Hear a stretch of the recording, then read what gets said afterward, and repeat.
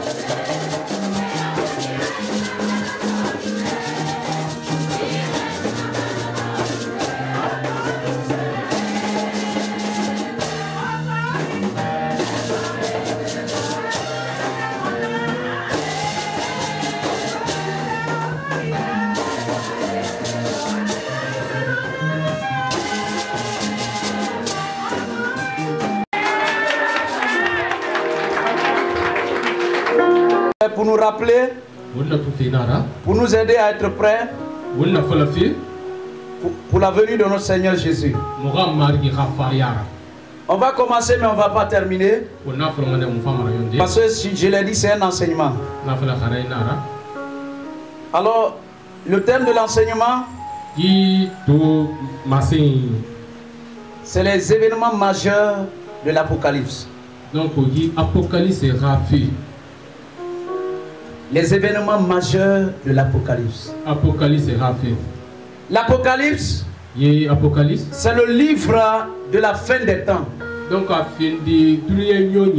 c'est le livre de la révélation. C'est dans ce livre que le Seigneur a révélé ce qui doit arriver à la fin des temps à Jean. Donc,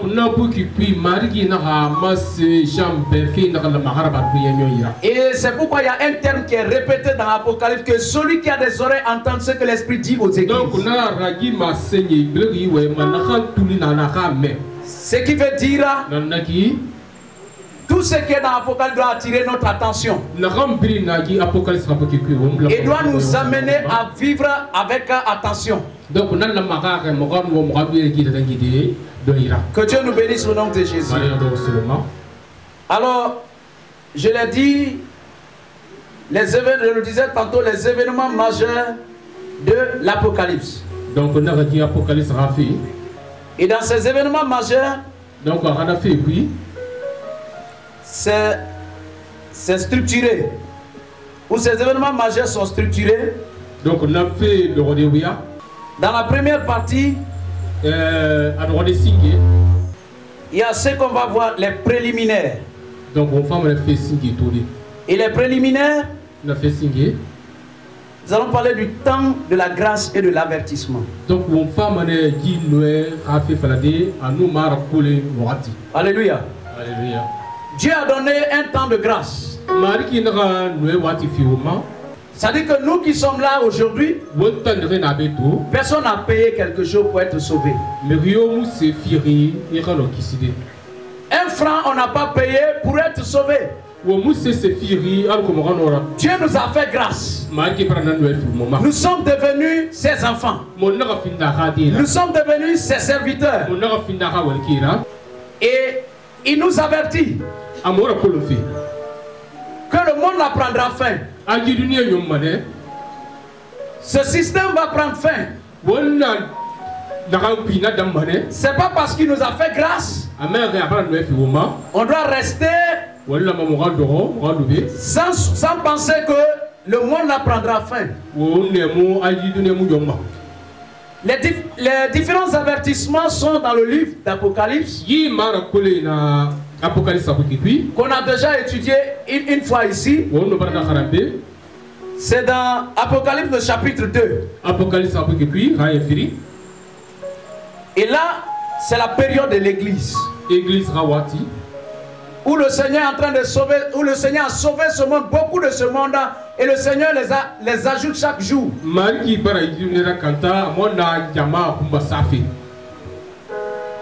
En faisant cela, il avertit son église de rester attaché, de rester ferme, parce que le monde prendra fin. Prenons Apocalypse chapitre 2. Apocalypse chapitre 2, verset 3.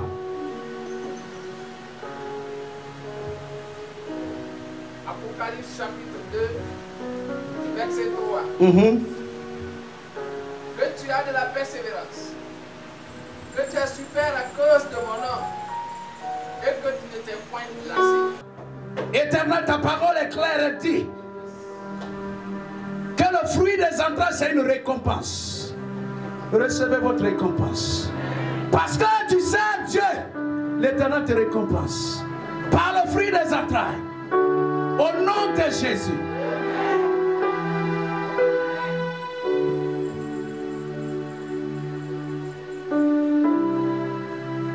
Hey.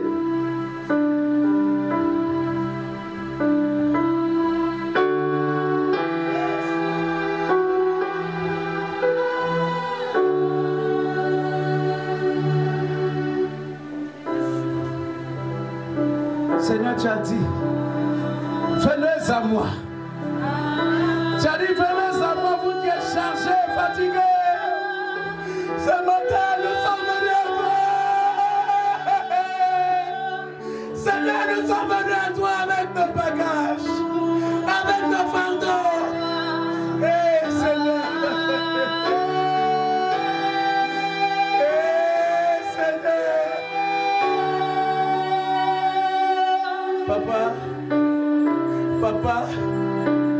Papa, ôte ces fardeaux. Il y a des fardeaux, papa, ôte ces fardeaux. Il y a ces fardeaux, ôte ces fardeaux. Papa, ôte ces fardeaux. Hey, ces fardeaux, Seigneur.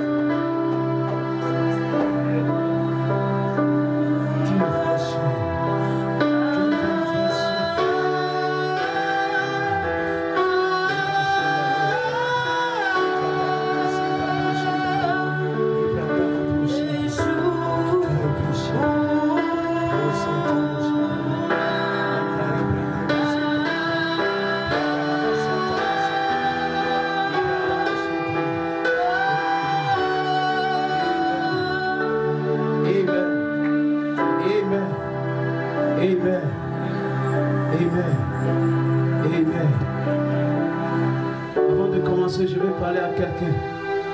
Je vais parler à quelqu'un ce matin.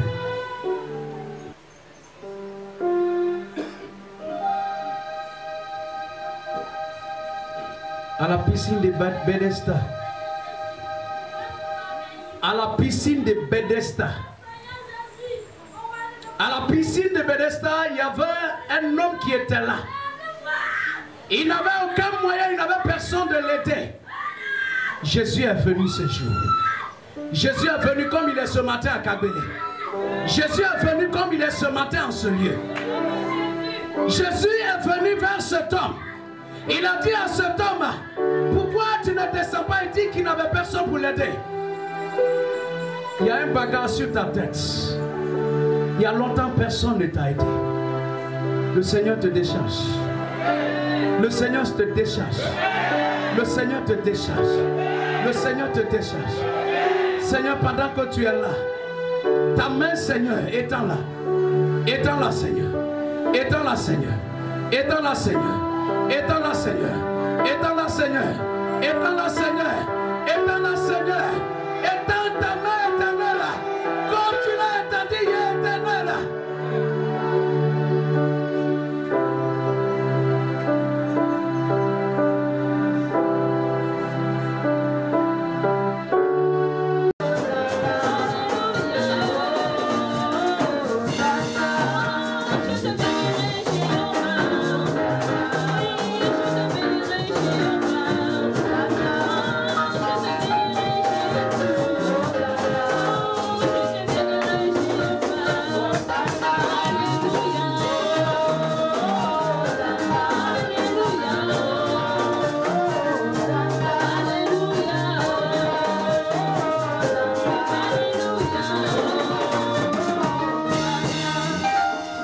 Dieu, vous allez élever vos dîmes vers le Seigneur et lui rappeler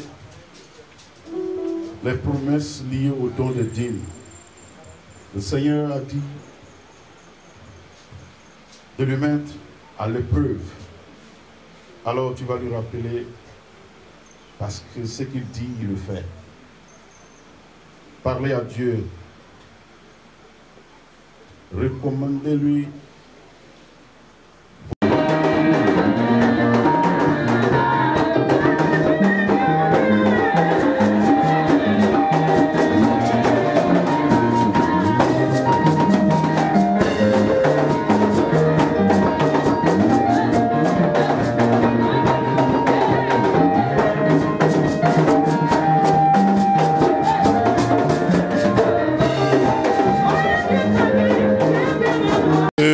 Nos ambitions d'abord, c'est gagner les âmes pour Christ. Gagner les âmes, c'est d'avoir des convertis, de nouveaux convertis, nos frères et sœurs qui sont dans le monde et qui sont sous l'emprise du diable par les comportements, qui sont opprimés, qui sont malades, qui sont oppressés par les esprits méchants qui sont sous des malédictions, des alliances des familles. Donc notre rôle, notre ambition première, c'est vraiment aller vers ses frères et prêcher la bonne nouvelle d'abord, parce que c'est ce qui est le plus important. Parce que le Seigneur dit dans sa parole, il dit, Matthieu chapitre 6, le verset 33, qui dit, cherchez premièrement le royaume et la justice de Dieu, et le reste vous sera accordé par-dessus. Il est bon de venir prier, il est bon d'imposer les mains sur les malades et qu'ils soient guéris, mais est-ce que ces gens acceptent Jésus comme leur Seigneur et Sauveur? Donc il faut prier, il faut intercéder pour qu'il y ait des âmes perdues. Il y a nos frères et sœurs qui sont abandonnés, qui sont oppressés, qui sont sous la menace du diable. Donc il faut prier pour eux, il faut prêcher l'évangile, qu'ils acceptent Jésus d'abord, et après on prie pour eux, pour qu'ils aient le salut et le miracle du Seigneur.